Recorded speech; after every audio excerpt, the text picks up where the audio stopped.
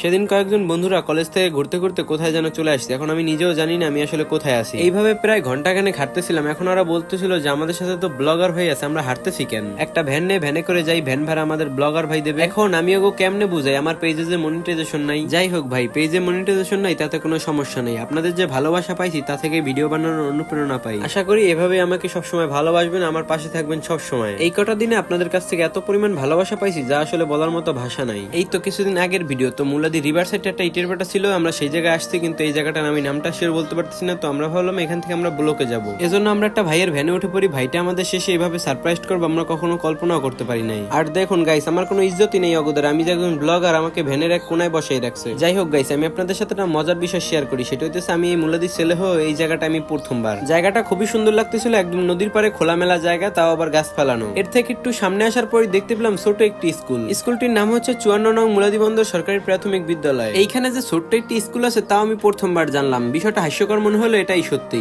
নদীর পাড় দিয়ে ভ্যানে করে আমরা চলে আসলাম আমাদের মুলাদি বড় মসজিদের সামনে। মসজিদের সামনে আসার পর অন্য রকমের শান্তি লাগতেছিল, কিন্তু সেই শান্তি বেশিক্ষণ রইল না, কারণ আমরা যখন ভ্যানে করে লঞ্চ ঘাটের সামনে দিয়ে আসতেছিলাম এত পরিমাণ দুর্গন্ধ বের হইতেছিল, মনে হইতেছিল আমরা মুলাদি না, আমরা আছি সদরঘাট। যাই হোক ভাই, এসবের বিষয়ে আসলে কিছু বলার নাই। অবশেষে আমরা চলে আসলাম আমাদের মুলাদি বেলতলা মানে ঈদগাহ ময়দানের সামনে। ভাইটা আমাদের এখানে নামাই দিল। ভাই নাকি ইমার্জেন্সি কোথায় যাওয়া লাগবে। আর একটা জিনিস কি জানেন, ভাইটি আমাদের এখানে নামাই দিয়ে আমাদের কাছ থেকে ভাড়াই নিতে চাইলো না, কারণ ভাই নাকি আমার ভিডিও দেখে। আসলে বলার মতো ভাষাই নেই কতটা পরিমাণ ভালোবাসলে মানুষ এমন কাজ করতে পারে। ভাইটার সাথে হ্যান্ডশেক করে বিদায় নিয়ে আমরা আবার চলে আসি আরেকটা ভ্যান রিজার্ভ করার জন্য। এই মামার সাথে আমরা প্রায় ভাড়া নিয়ে অনেকক্ষণ কষাকষি করতেছিলাম। আমরা বলতেছিলাম 80 টাকা, মামাই বলতেছিল 100 টাকা, কারণ আমরা ছিলাম মাত্র 8 জন। পরে আমরা এক পর্যায়ে মামার কথায় রাজি হয়ে ভ্যানে উঠে পড়ি। ভ্যানে করে যাওয়ার পথে রাস্তার সৌন্দর্য, গ্রামের সৌন্দর্য সবকিছু একসাথে উপভোগ করতে করতে আমরা চলে যাচ্ছিলাম সেই ব্লকের উদ্দেশ্যে। মানুষ ঘুরতে গেলে মানুষের মন এমনিতেই ভালো হয়ে যায়, কিন্তু আমার মন আমি জোর করে ভালো করতেছিলাম, কারণ কি করার, মানুষ একটা জায়গায় কতবার ঘুরতে যায়, আমি এখানে আসতে আসতে অনেক পরিমাণ বোরিং। কি করবো ভাই, লজ্জার হলেও বলতে হয় আমাদের মুলাদিতে ঘোরার মতো কোনো জায়গাও নাই। ভাই ব্রাদার বন্ধু বান্ধবকে নিয়ে কোথায় ঘুরতে যাবো, কোথায় একটা বিকেল সুন্দরভাবে কাটাবো? না আছে একটি পার্ক, যেই পার্কটা আমরা ঘুরে ঘুরে দেখবো এবং ছোট বড় সকলেই বিভিন্ন ধরনের রাইড এনজয় করবো।